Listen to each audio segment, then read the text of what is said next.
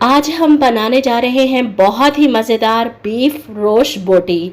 Mouth watering recipe एक बार ज़रूर try कीजिएगा। अगर आप कुछ नया ट्राई करना चाहते हैं, बहुत ही कम मसालों के साथ ये रेसिपी आपको रेस्टोरेंट का टेस्ट भुला देगी। तो बिस्मिल्लाहिर्रहमानिर्रहीम से शुरू करते हैं इस रेसिपी को। मेरा नाम है किरण और आप देख रहे हैं किन फूड सीक्रेट। तो यहाँ पर हमने लिया है तकरीबन 1 किलो बीफ की बोटी।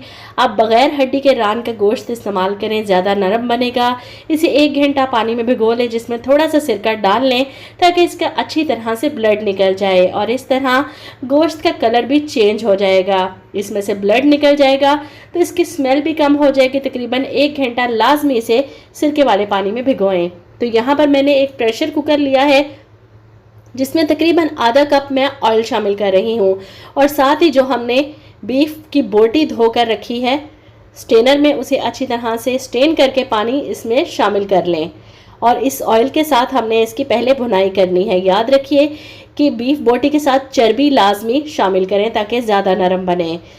तो यहाँ पर मैं इसको 5 मिनट तकरीबन हो चुके हैं मुझे इस बोटी को भूनते हुए ऑयल में। अब यहाँ पर मैं 1 टेबलस्पून भरकर लहसुन अदरक की पेस्ट इसमें शामिल कर रही हूँ। बहुत ही अच्छा सा करारा सा फ्लेवर देगी लहसुन अदरक की पेस्ट इस रोस्ट बोटी में। तो बहुत ही कम मसाले हैं इसमें, आप देखते जाएं कि मैं बिल्कुल कम मसालों के साथ इसको कैसे तैयार कर रही हूँ। तो यहाँ पर नमक लिया है, मैं चक्की का यूज़ करती हूँ इसलिए ये थोड़ा ज़्यादा लग रहा है आपको, लेकिन आप अपने टेस्ट के अकॉर्डिंग इसमें नमक शामिल कर सकते हैं। मैं 1.5 टीस्पून डाल रही हूँ नमक इसमें और साथ ही 5 से 6 हरी मिर्चें आपने इसमें साबुत शामिल कर लेनी है। इसका नमक और हरी मिर्चों के साथ अच्छे से भुनाई करें ताकि इसका जो गोश्त का अपना पानी है वो ख़त्म हो जाए और ऑयल इसका अलग हो जाए। तो यहाँ पर एक साबुत प्याज दरमियाने साइज़ का मैं इसमें शामिल कर रही हूँ और साथ ही 3 से 4 गिलास भरकर गरम पकते हुए पानी के इसमें शामिल करने, ठंडा पानी नहीं शामिल करना ताकि गोश्त जो है वो फटाफट से हमारा गल जाए।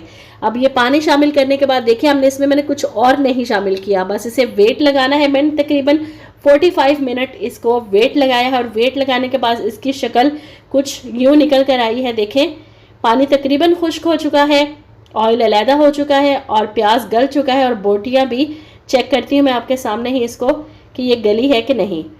तो ये तकरीबन गल चुकी है, 90% गल चुकी है। बाकी हम इसकी भुनाई करेंगे और इसमें जो बाकी जो थोड़े बहुत मसाले हैं वो शामिल करेंगे। तो ये हमारी मज़ेदार सी बीफ रोस्ट बोटी तैयार हो जाएगी। तो इसके लिए सबसे पहले इसे एक कढ़ाई में मैं डाल लेती हूँ, खुले मुँह के कढ़ाई में। देखें तकरीबन पानी इसका ख़त्म हो चुका था, ड्राई हो चुका था, लेकिन ध्यान रखें नीचे ना लग जाए। अपने प्रेशर कुकर के हिसाब से आप इसे वेट लगा सकते हैं।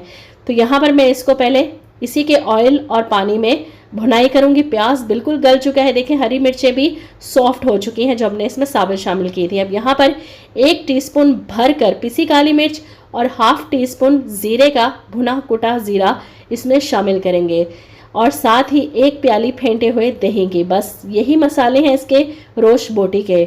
इसे दही के साथ अच्छी तरह से हमने भूनना है। दही अपना पानी छोड़ेगा, इसी पानी में हमने जो 10% रह गया है वो इसे गलाना है।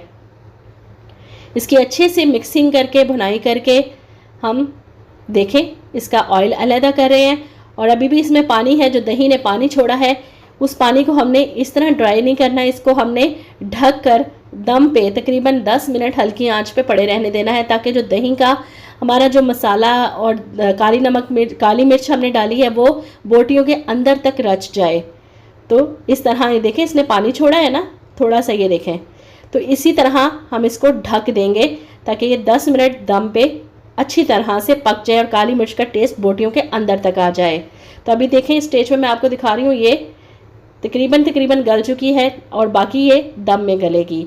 तो मैं यहाँ पर आंच को हल्की करके इसको ढक देती हूँ ताकि अच्छे से इसको मज़ीद दम आ जाए 10 मिनट के लिए।